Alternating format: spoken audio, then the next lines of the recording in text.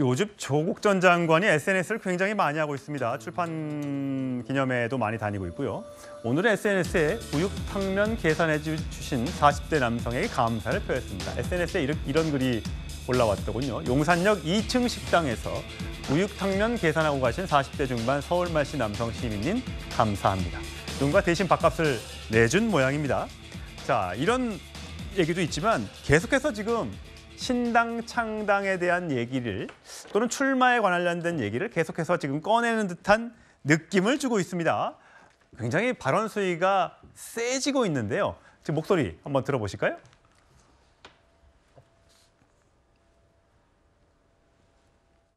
망나니라고 있습니다. 망나니도 칼 들고 막 술 취해서 자릅니다. 피가 튀죠. 망나니의 그 모습 보고 정의가 실현되었다고 생각하지 않습니다. 이런 망나니처럼 칼을 검찰이 쓴다면 그 칼을 뺏어야 되죠. 아, 이건 여야의 문제가 아니구나. 자, 박원석 전 의원님. 예. 지금 조국 전 장관도 입에서 뭐 탄핵 얘기가 가끔씩 나오고 있는데 SNS를 통해서.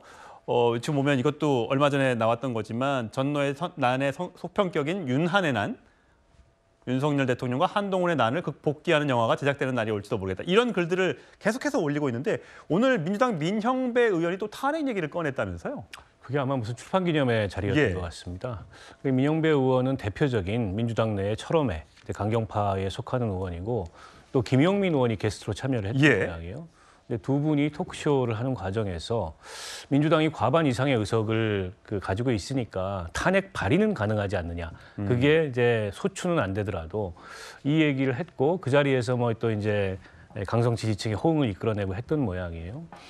근데 이제 민주당 의원들 뭐 송영길 전 대표가 또 한동훈 장관을 향해서 막말한 거 가지고도 얼마 전에 이제 구설이 컸는데 현직 의원들이 대통령 탄핵을 당론도 아니고 당에서 이게 다수의 의견도 아닐 텐데 본인의 이제 출판기념회 자리지만 저렇게 언급하는 거는 별로 바람직하지 않고 저기 이제 또 정치적 논란이 커지고 일종의 이제 팀키를 만들 수 있는 그런 상황이기 때문에 적절치 않은 것 같고요.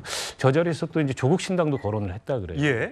근데 이제 조국 신당은 한편으로 보면 민주당의 원심력이거든요.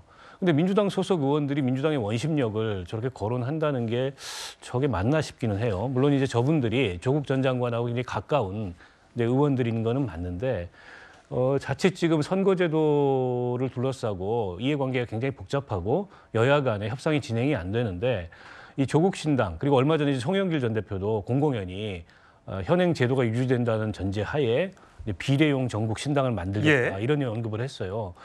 이렇게 되면 지금 민주당 지도부들 같은 경우에 굉장히 상황이 복잡해지고 그런 이제 민주당의 유사정당으로서의 신당들이 만들어지면 그게 민주당의 총선에 도움이 될까 이런 걱정을 할 것 같아요. 그래서 오히려 선거제도를 거꾸로 되돌리는 그런 선택을 민주당이 할 수 있을 것 같아요. 지금 화면을 저희가 준비했습니다만 과거가 이제 병립형 비례제였던 거죠. 지금이 현행은 이제 연동형 비례제로 하고 있는데 이걸 다시 돌려간다. 민주당으로서는 뭐 조국 신당, 송영길 신당 이런 것들이 이제 이른바 참칭 정당이라고 하죠. 그런 게 나오면 민주당 선거에 도움이 되면 모르는데 민주당 본선에 부정적인 영향을 끼칠 수 있다 이런 우려가 들면 오히려 선거제도를 거꾸로 되돌릴 수 있어서 이게 애꿎게 이제 소수 정당들이 그로 인해서 또 피해를 보는 상황이 올 수도 있지 않을까 싶습니다. 저희가 여론조사 그래프를 다시 한번 준비를 했는데 갤럽에서 한 여론조사인데 정당 지지도를 보면요, 국민의힘이 35, 민주당이 33. 무당층이 27%입니다.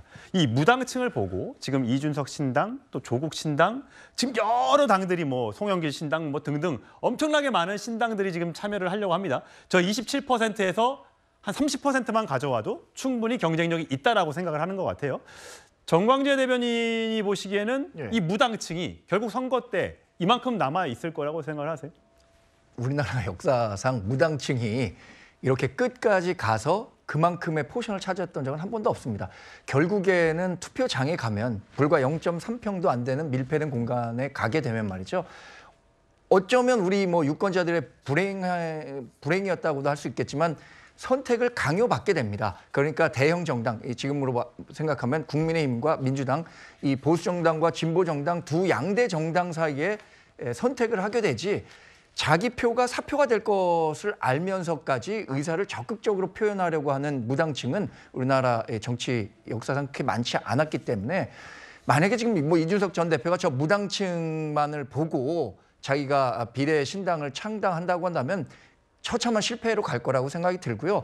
아까 박원석 의원 말씀하신 것처럼 준연동형 비례대표제가 살아있다면 어쩌면 많은 그 비례 정당이 나올 수 있겠습니다만 국민의힘은 지금 선거제 개편 과정에서 과거와 같은 병립형 제도로 돌아가자고 민주당에 제안하고 있거든요. 민주당이 그걸 받아들이지 않고 있는데 만약에 병립형으로 가게 된다면 제3당으로서 뭐 비례대표 글쎄 한 뭐 3-4석도 받기 어려울 거라고 생각하고 있습니다. 예, 선거 제도에 따라서 앞으로 신당의 위치도 달라질 수 있다는 분석까지 해봤습니다.